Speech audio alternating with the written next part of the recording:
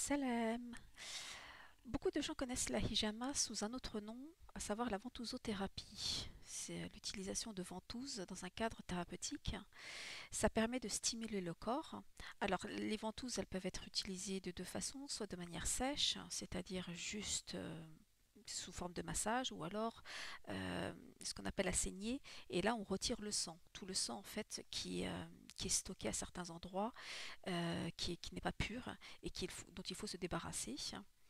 On a remarqué ces derniers temps que beaucoup de sportifs, notamment les nageurs, avaient recours à la ventousothérapie. C'est quelque chose qui ne date pas d'hier, ça existe depuis très longtemps et dans beaucoup de civilisations, pas que chez les musulmans.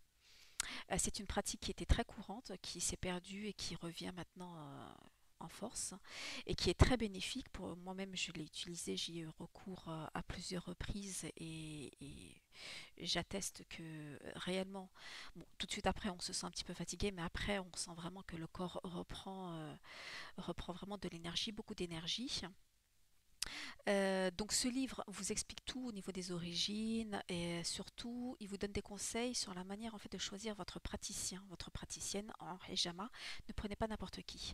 Ce n'est pas une science qui est donnée comme ça à tout le monde qui veut l'apprendre. Il faut avoir quand même des connaissances, un minimum. Il faut avoir beaucoup d'intérêt dans ce domaine-là parce que vous ne pouvez pas traiter n'importe qui, n'importe quel patient, n'importe quel malade de la même manière.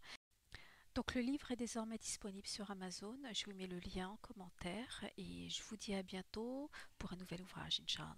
Salam.